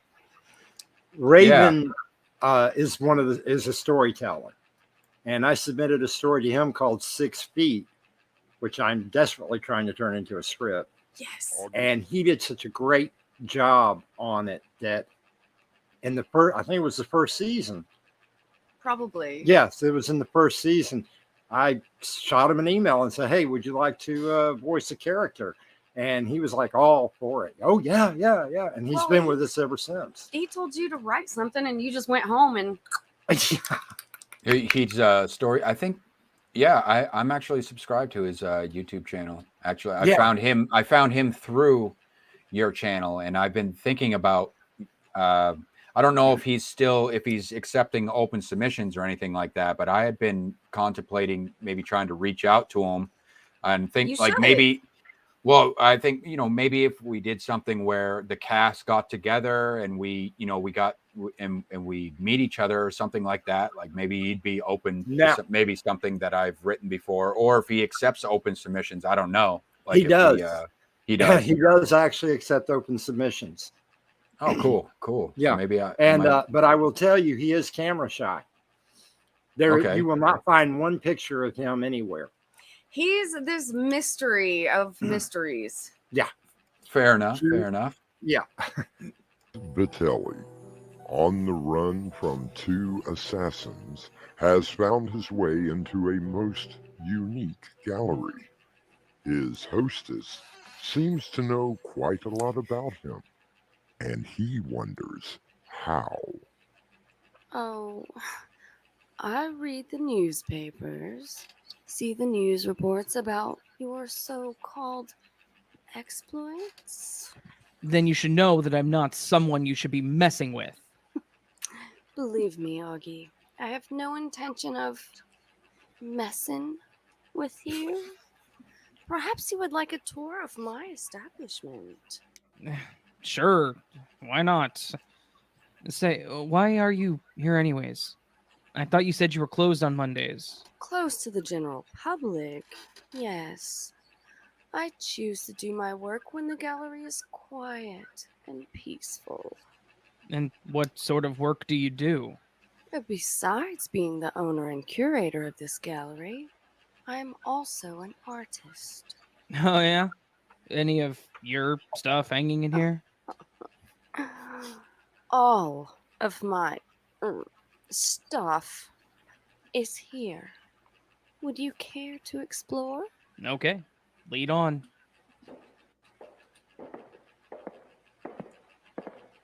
So creepy. Now, this one may interest you, Augie. I acquired it about 6 months ago. I hate that one. It's hideous. What do you see, Augie? It looks like some sort of a monster or demon about to devour someone. Oh, Mr. Vitelli, you should look past the horror. See the beauty inside of the painting itself. Beauty in that? It's like something out of a nightmare. Look Everyone's a critic. closer, Augie. Look deep within the canvas. Hey, what is that? What do you see? I didn't notice it until that man, the one that the monster is eating. It looks like, Yes, Mr. Vitelli. I swear, it looks like Bruno. Bruno. Bruno Corello. He had a contract on him about 6 months ago. Everybody thought that he'd been, well, you know, no one ever took the credit. Weird. Follow me. Allow me to show you a few others, Mr. Vitelli.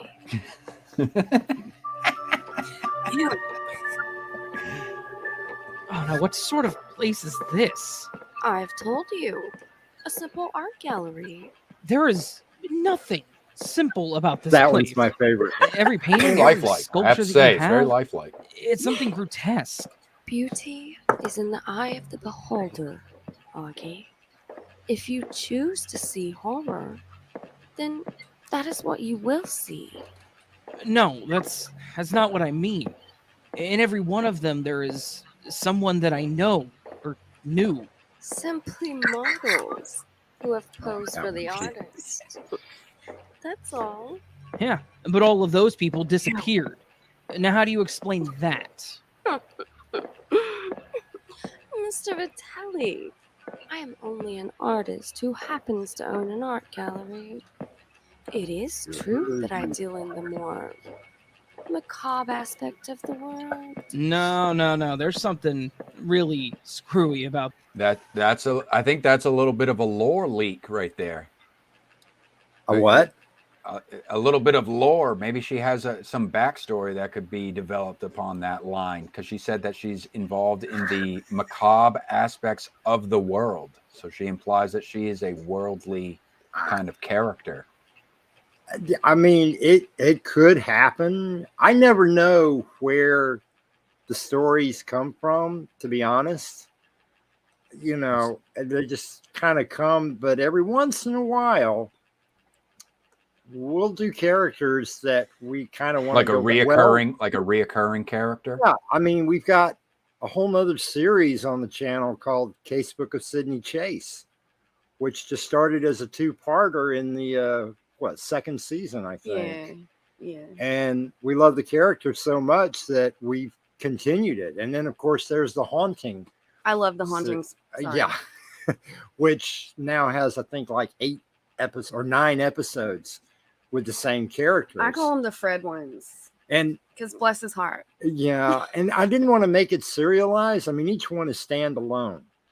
You know, Right. You can, you don't have to go back to the first. I mean, it's fun to go back to the first one, but you know, you catch one, you pretty much know the characters. Are we getting off? Huh? Mr. Vitelli, I am only an artist who happens to own an art gallery. It is true that I deal in the more macabre aspect of the world. No. There's something really screwy about this place. You have quite the imagination. Perhaps you should be an artist. I was noticing your clothes, Mr. Vitelli. What about my clothes? It's a rather dapper suit. I especially love the violet handkerchief you have so neatly folded in your breast pocket. Crimson chose the what photos. about it? Well, it is a rather soothing color, don't you think? Hey, where are you going? Continuing the tour, of course. I have many paintings and sculptures to show you. I'm not interested in your paintings and sculptures. I think that I need to be leaving. Of course, Mr. Vitelli. Anytime. Well, there is a slight problem. Yes, Augie, there is. I think that you know just a little bit too much about me. And you have a solution? Yes, I believe I do. What's back there? Oh, just my studio. Would you like to see it? Private? Very private. Then it will be the perfect place to hide your body. Now, wait a minute. Points the gun at Dahlia. I thought that was going in a different towards direction. The studio in the back of the gallery. Dahlia walks with confidence, as if she does not have a care. That's what she tells me all the time. Which puzzles. You start a story and then August take a left turn Vitelli. into the. Perhaps you can figure Yes, the puzzle out you do. when I return with Act 3. You take Shortly. lefts, and I can't tell my left from my right, so it's okay. No one is safe. Evil within. Yeah, this is a crazy, wicked bug. Don't Art leave it on your in coffee itself table. is No. an attempt to bring order out of chaos, according to songwriter Stephen Sondheim. It seems that chaos has entered the gallery of Dahlia Salvatore. Now, say, what is this? This is my studio, where I create the works that you have already seen. You got nothing here.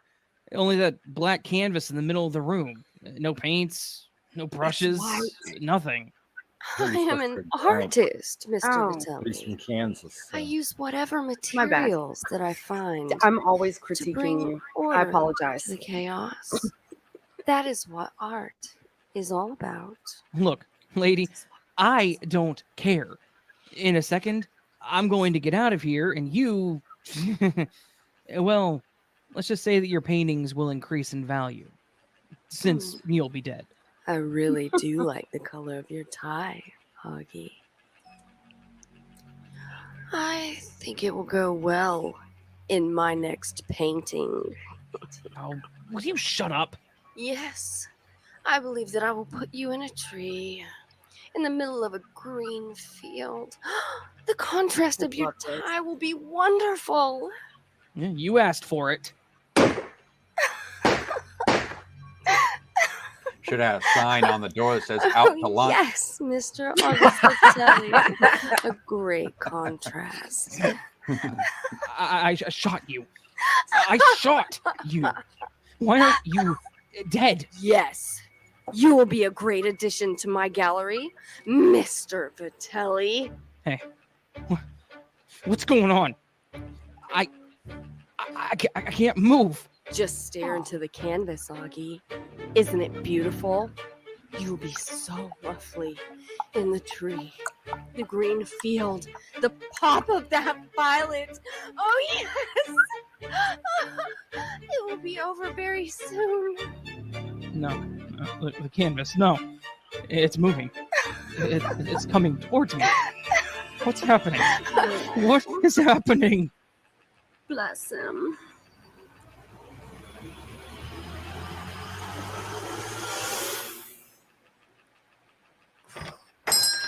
I love that. He had to have come in here, boss.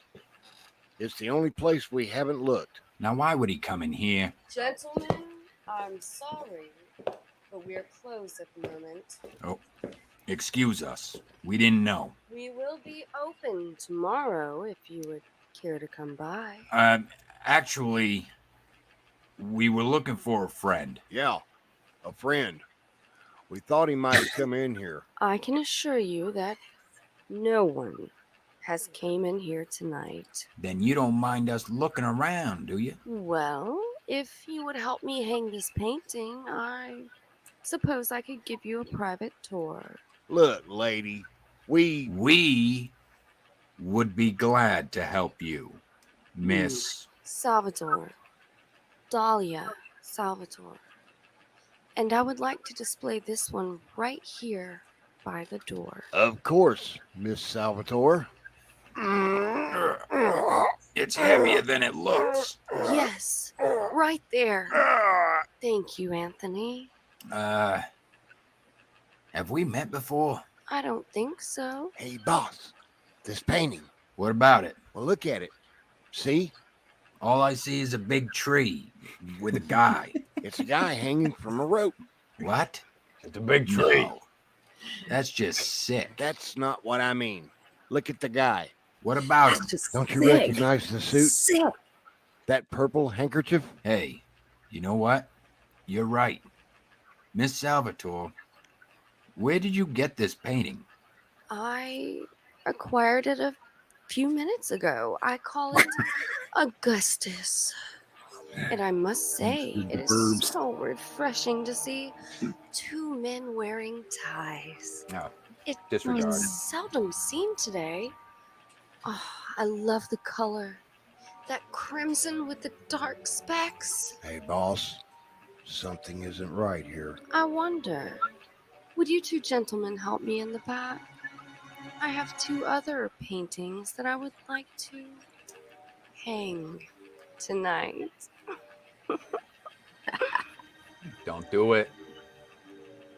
She gonna get your Dahlia ass. smiles a devilish grin. She leads So- Mac and she's so Tony seductive, through her that gallery, her collection of odd paintings and sculptures, to the studio in the back. And I shall return shortly. This is like an Aesop fable. You know, there's a moral to this. Yay! Good job for your very first one, by the way. You were fantastic. If you Yeah. happen to You find really yourself bossed that walking boss down the out. street, and do you see a Loved gallery it. Raven, offering that's- visitors yes, I am a subscribed to rare his chance to YouTube. view paintings and I sculptures recognize I it. absolutely macabre love his laugh. nature, I don't know what it is about Nice. Raven's laugh. I'm just like, I love it. The boss. There's the The boss. That's the balls, man. Oh, man. Good show. Well, that is the Oh. live stream for this week. I want to thank you guys for coming on and co-hosting the show with me. It's kind of like a experiment and see how it goes. And I think it was Well, a fun time. hope you had a good time. Yeah. Yeah, I it just was hope you fun. had a good time. I appreciate you making time for the show, for sure. Oh, yeah, Absolutely. absolutely. I had a blast. Yeah. Did you? All right. Well, for those of you watching this on the replay, I want to thank you guys. I hope y'all had some fun. I hope y'all discovered something new, and I will be back here for you next week, same time, 9 p.m. Eastern Standard Time. That's 6 p.m. Pacific. Have a good week, everyone.